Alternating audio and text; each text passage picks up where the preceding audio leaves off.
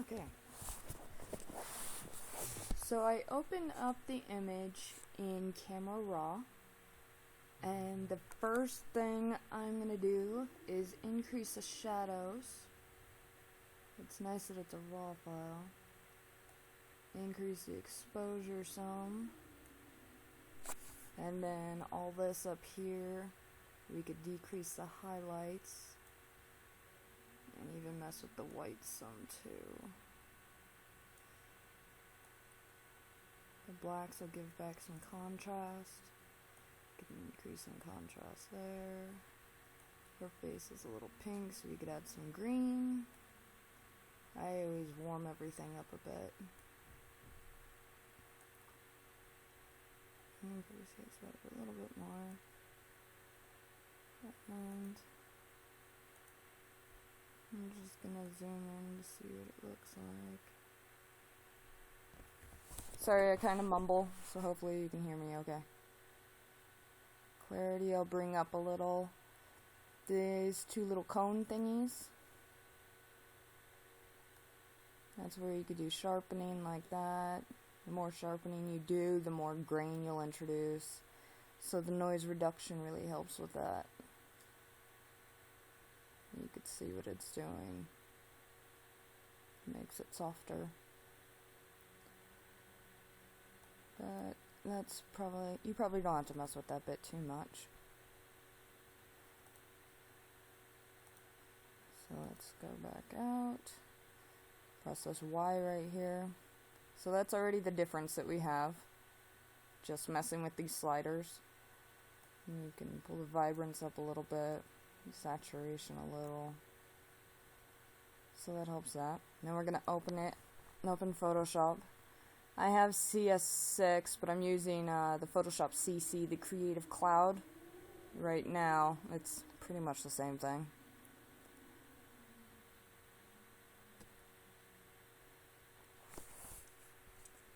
So now I'm going to zoom in here. I'm using a PC, so I'm going to press Control J. If you have a Mac, you would press Command J. I'm going to press J to pull up my patch tool. So like this little cut next to her eye. You can make that go away. Just other little spots. And her nose right here. I know we're getting awfully close. I just keep pressing Z to zoom in and out. When you press Z, you have the plus. If you hold Alt, it'll go back out. I don't know how much you use shortcuts. She doesn't have a whole lot going on right there. And then I'm going to grab a new layer. Press B for the brush tool. Brush, I always keep my hardness all the way down. For this, I'm going to press D to set it back to default, or you can press that. That does it. X will switch them, so we're pushing that. Then the right bracket key to make it a little bit bigger. My opacity for my brush is on 50%. I'm just painting inside her eyes. Then I'm going to change the blend mode over here to soft light. Make her eyes a bit brighter. You'll see more of that in a second. I use this little Vivid Eyes action. It's basically like this one. It's just increasing the saturation and brightness. The color tone is messed with a bit somewhere. Don't recall where. That one actually doesn't even need to be there since it's masked out. And this just gives a little bit more drama, so it says.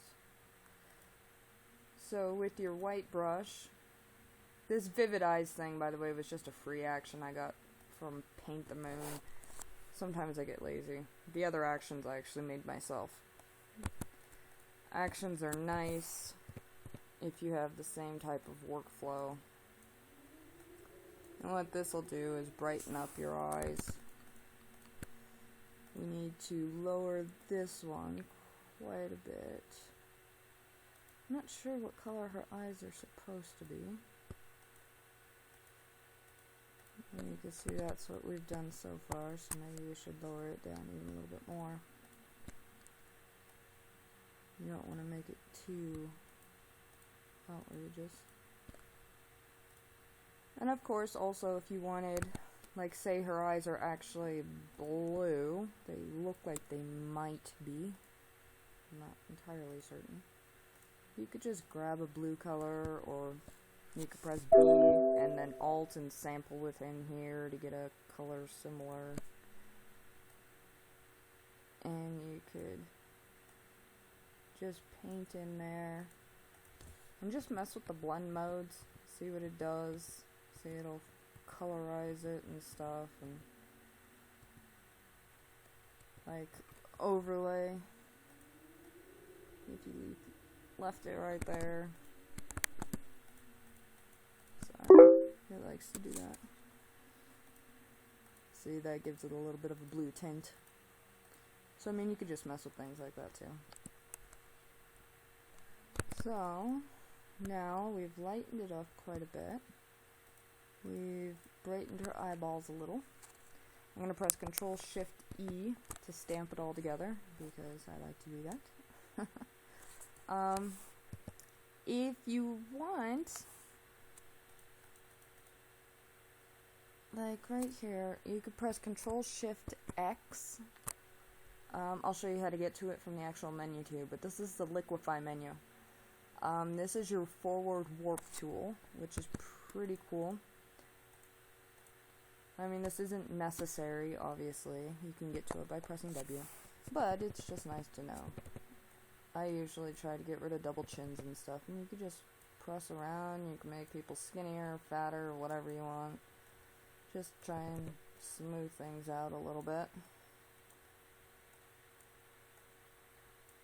Of course, that's all preference. You can make it pretty big so that you're kind of moving it down a bit too. Actually, I'm going to press Control-Z to undo that. And I'm going to press F, which freezes, so it's going to paint red on top of it. So that means anytime I move anything, it's not going to mess with anything that's painted red. So like, her face is painted red. So if I go back to W, the forward warp tool, and I pushed it down, it'll kind of look like it's elongating her arm in a way. If you make it nice and big, it makes it a little bit easier. But you see, you can move things around, and that's kind of nice. And then press D right here for the thaw mask. I think of it as defrost. And then you can see what that did. I'm going to zoom back out. So you can see how the arm's just a little bit thinner, the chin's a little bit up there. So I mean, you could just mess around with it. I'm going to stamp that again, Control-Shift-E. This is an action I made because I use the same type of stuff every time. I'll show you what's in it. So, I mean, you can pretty much recreate most of what's in this. I'll turn off the thing that you can't really recreate so that you can see what's going on. So these are the different things that I have in that action that I made. If you hold Alt and click the eyeball for the background, it'll turn all the other layers off. So that's what that guy did. This is the one that you probably wouldn't be able to recreate, so I'll just get rid of that one. This is, I don't think I'm even going to use this one, but it's just pulling up a green layer because green's the opposite of the magenta. And then this one in the magenta is just pulling them down. Because sometimes people have like a pinkish cast on their face. So this one isn't actually even turned on. that's what that black mask is for. These also have black masks. They're just for light painting. So the lightness, it's a curved layer up like that. And then darkness is a curved layer the other way. I don't think we really need those though. So I'll close that up. This pop is just a levels. That's what it did to that. You could pull it this way a little bit more and it gives a little bit more pop. This way messes with the highlights. And you can mask it out, of course. So I'm going to grab my brush, press X to get my black brush. I usually always keep it on 50%. Now I'm just like bringing back some of those highlights right there. Actually, I'm going to use this lightness a little bit. So I have a white brush and I'm just painting on her face just to make it a little bit brighter. And I'll use the magenta just to see. It's on 0 opacity right now, so I can mess with it.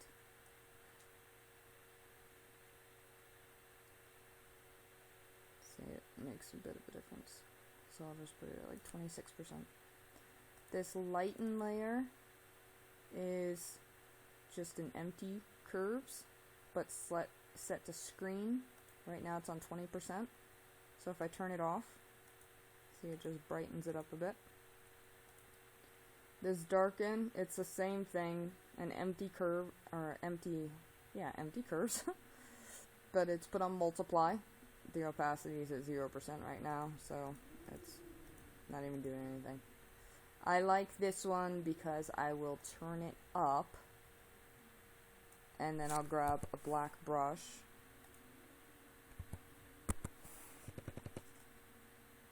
And I like to paint my subject back in. You can leave her arm a bit darker.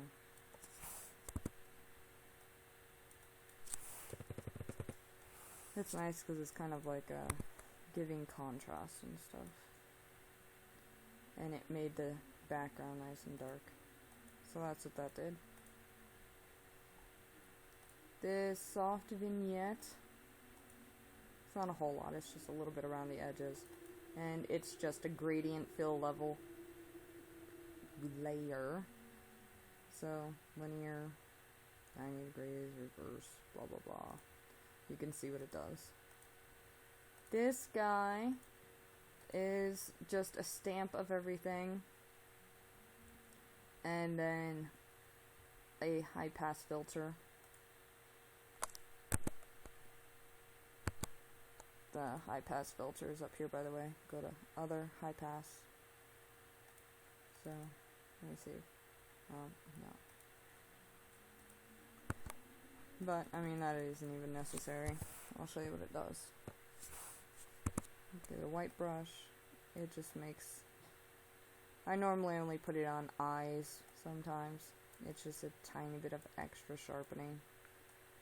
And then a little bit on the lips. So this is what we've done so far after the exposure fixes in Camera Raw. So then I made this other action. It'll smash everything.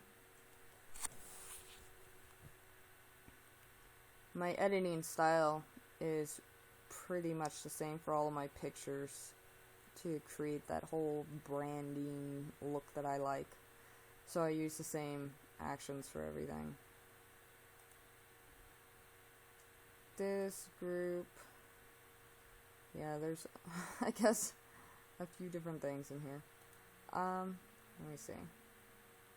I'll turn off the filmy layer, I guess. That just adds a little bit of warmth.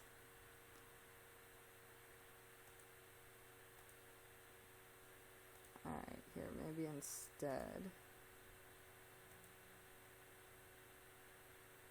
Yeah, we don't need that guy. This is just a color balancing. I'll just take these ones away so that we don't even have to mess with that. This layer is set to 0. This is just a little contrast layer. I just set it to a little preset linear contrast. It just gives a little more pop to it. This is my less red curve, so I went to the red channel and I just pulled down the reds a little bit. You can't see it too much, it's down pretty low. Now you can see how much red it takes out. This layer isn't on because it's for taking away yellow. One of the things I do like, this color lookup down here in the adjustments. I don't know if you have your adjustments panel up, but if not, you can just go to image, adjustments, and they're all in here. For some reason, I guess that. I don't know. The liquefy is also in here somewhere. You can look around and find it, or just press the Shift Control X.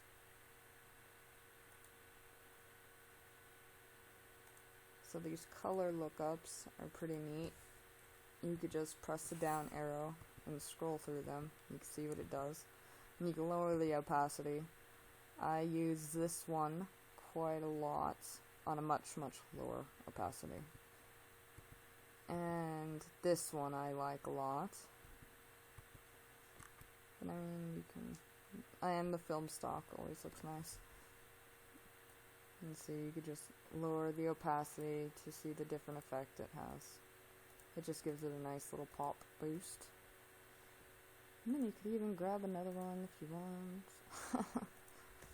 I mean, there's lots of different things.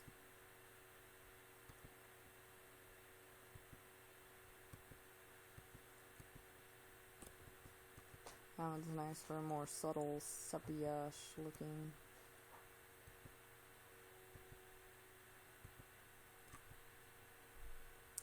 I like that one too. Actually, let's put that one on top too.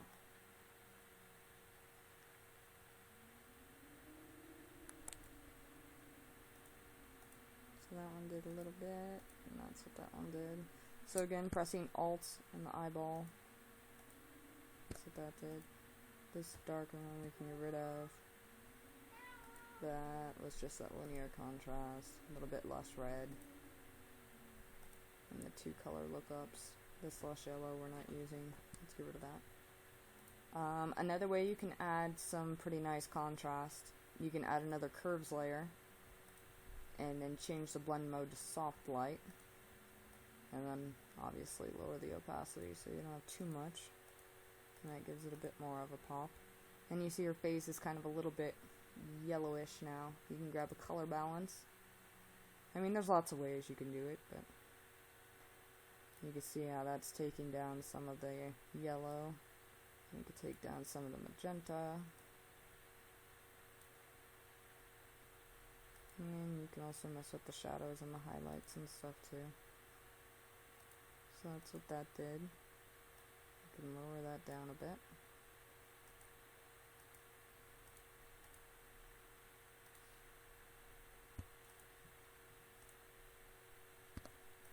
Maybe lower these guys down a little bit more.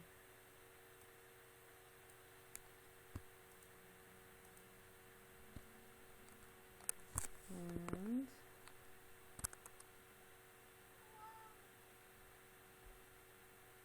so I would probably leave it something like that. I guess this was what the original one looked like.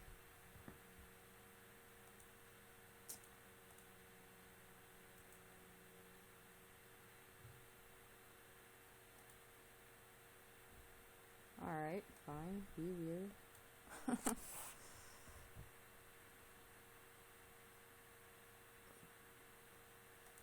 I'm just gonna set this all back to default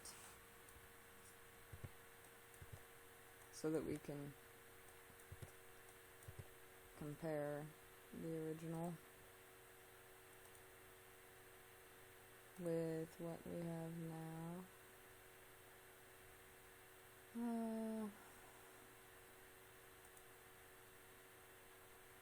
I normally use Lightroom instead of Camera Raw, so not sure how to reset this stuff to whatever it was before, but whatever. So it's close enough. So, open that.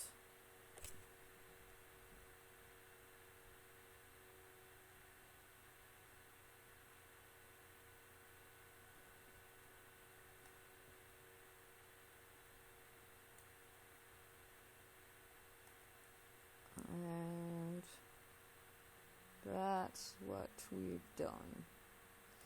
And of course you could do some more tweaking and stuff, and you could take more lightness off her face if you wanted. And she is really cute, by the way. But yes. So if you have any other questions, I will actually, here, I'll combine these. I'm going to press C and just pull this out like this.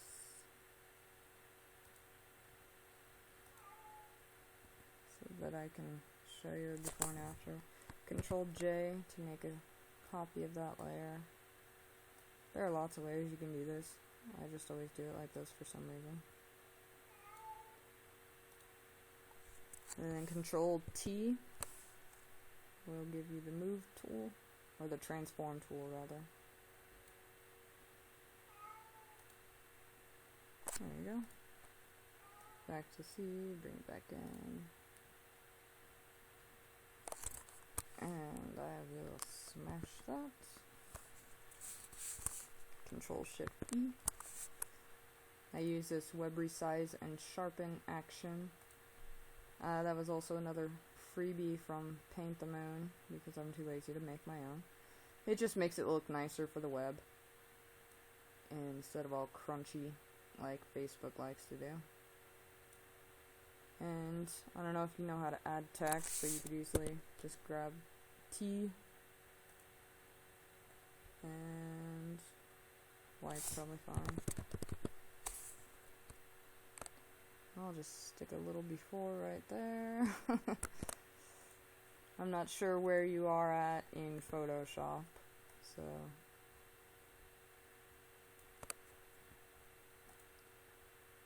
and then Control J, could duplicate that. Control T, grab the new guy, line it up. If you have any specific questions, feel free to ask. Just double click that. There we go. We have an after. And then smash it. I'll just save this. BA on the desktop. Yeah, I have tons of crap everywhere. I'll send you this clip, as well as this guy. I will save as a JPEG and send this one back.